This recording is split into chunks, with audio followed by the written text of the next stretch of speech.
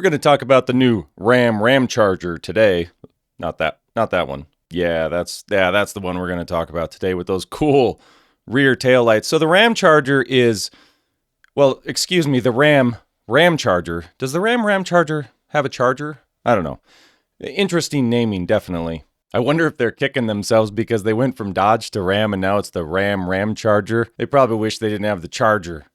I don't know. What do you guys think? Kind of a funny name. So the concept of the Ramcharger is kind of like an electric train where they have, a diesel generator and electric motors. The Ramcharger is essentially an electric truck that has a 3.6 Pentastar engine. So if you're not aware of how this truck's designed, watch this really quick. Tim kind of lays out how it's built. This thing is an absolute beast. Over 660 horsepower, over 600 pound-feet of torque, and 0 to 60 in 4 seconds.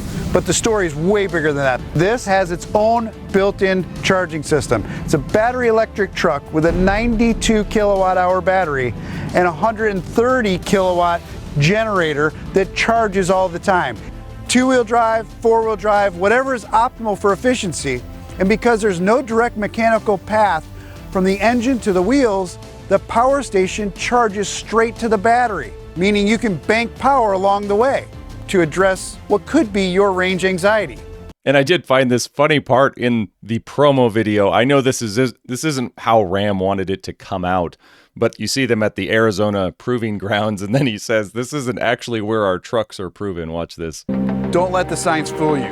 These are not our proving grounds. No. This may be where we test Ram products, but the true proving grounds are on your job sites, highways, boat launches, lumber yards, and in your driveways. That's where our trucks are really tested and proven. This is just where the hard work of the team is validated. Oh, yeah, it kind of makes you laugh a little bit with all the issues you've seen in all these full-size trucks. And, you see these $70,000, $80,000, $90,000, $100,000 trucks failing, and then they say something like that, like, hey, this is just where we kind of prove things out. They're tested by you. I know that's not what they really mean, but that's kind of what I hear anymore when I see all of these full-size truck problems.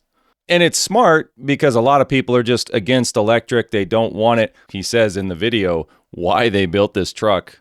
The new Ramcharger has been designed to pull more than 7 tons. It's been built to pull an entire skeptical demographic into the electric truck segment. So there you go. They want to pull an entire skeptical demographic into the electric truck segment. All the people that are saying, nope, they EV sales kind of went up. There's a bunch of people that bought the Ford Lightning and then they just kind of leveled out.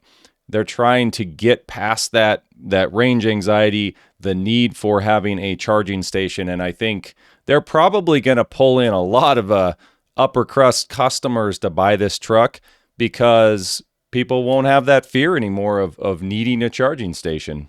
That's really cool engineering. And I'm not against the engineering of it. I think that it's a really cool idea to not have range anxiety. They're basically taking what Ford did with the Lightning, and they're saying, we're going to appeal to that market of people that want instant torque, tons of torque, 600 and some foot-pounds of torque and horsepower.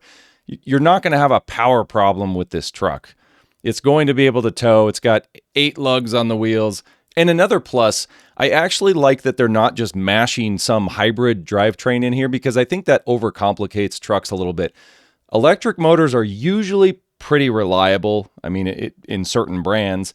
The batteries have been kind of hit or miss, depends on the brand. But typically, electric is going to be more reliable than like a combustion engine. So I actually do think Ram really has something here with this design. You get rid of the hybrid motor and you're just using it as a generator. That's actually a really cool idea that I think a lot of people have been waiting for. They don't want to think about whether or not they can get to the next fuel station. And this truck is sort of solving that problem. The issue I have with it is it's going to cost an arm and a leg, I think. So after all of that engineering and cool tech, this is where I think the Ramcharger and really all of these modern trucks are just going to fall flat. They say the Tradesman is going to be an estimated $60,000. This is from Car and Driver. I don't think this is, official numbers, but assuming that that's true, 60,000, limited is 80,000, tungsten's 100,000. It just goes back to who the heck are they building these trucks for? And it is really they're building them for the initial buyer, the super wealthy people that have enough money to either finance it or just, I mean, I can't imagine buying one of these cash, but I'm sure people will. You're going to have some EV credits on these. I would assume they're going to have the federal credits and maybe some state credits depending on where you live, but that is a huge price tag.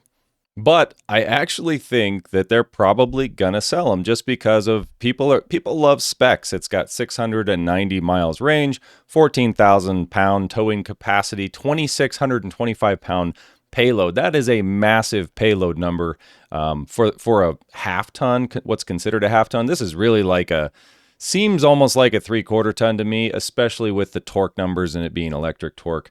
I think they're going to sell this. I do. I think people, probably not the Tradesman as much as they are the upper trims, but I mean, we'll see. It's really gonna depend on the economy. If the economy's kicking like crazy, they'll probably sell it just like they do the TRX or whatever else they're selling. And in case you didn't know, it does support level 1, 2, and level 3 charging, 400 volt. Does have one pedal driving, which I know a lot of folks like, especially the EV truck folks. Has a awesome 14-inch screen that goes all the way down to, well, the floor maybe. I don't know. I do like their smartphone as a key. I had this on a Tesla. It's actually pretty sweet. You just walk up to the car with your phone and it can sense how close you are and you can just get in the vehicle. And then when you get out and walk away, it can just lock your car for you. It's actually a pretty sweet thing. Better than carrying a key fob around and then having to pay hundreds of dollars to get new key fobs if you lose them. It almost feels like the truck manufacturers are kind of at this let them eat cake moment, right? Where they say, well, don't worry, peasants, we will give you the $60,000 Tradesman. Or in this case, you've got, the RHO, if you want a non-hybrid, non-electric truck, $70,000. But you don't have to get the RHO, the high output. You can get a measly old $1,500 with that Pentastar V6 starting at $40,000, which is really just kind of too much. And at least in my opinion, for what you're getting, I feel like you're getting more creature comforts and less in the powertrain. There's all sorts of downsides to the way the industry's going, but that's kind of the world we live in. And really all brands are like this. Your lower trims, I see people complaining about them all the time. They feel like they're just a little too overpriced for maybe what they are at the lower end. So the Ramcharger concept is really cool. I like the idea of having a generator, an engine generator on board that's just fueling electric power. My problem is the complexity with this platform. If you look at having an engine there as the generator, and then the battery packs, and then the dual electric motors. It is an extremely complex system, very difficult. You're not going to have even independent mechanics are probably going to struggle to work on something like this. So this is definitely targeted to and designed for folks that are just willing to keep something under warranty, and hopefully, I guess we'll see how their battery warranty is. A huge 92 kilowatt battery. Man, that is a big cost. So if that battery goes down on you, and since this really is an electric truck, boy, getting these out of warranty, are they going to depreciate like Teslas? You wonder if you're going to see a Ramcharger once it approaches 100,000 miles or 120,000 miles, whatever their warranty is this going to then just plummet? I could see Tesla Model 3s now that are out of warranty, and man, they're just dumping them for maybe $13,000, $14,000 on the used market. And some of them really can go to $300,000 and they're fine. But if they don't, I bet a battery like this is going to be $20,000 to $30,000 to replace just based on the capacity of it. So yeah, it's going to be interesting to see what happens in the truck market. If someone were to give me one of these trucks, I would absolutely love it. It's pretty cool. But man, $60,000 for a Tradesman, a little steep for me. Thanks for watching.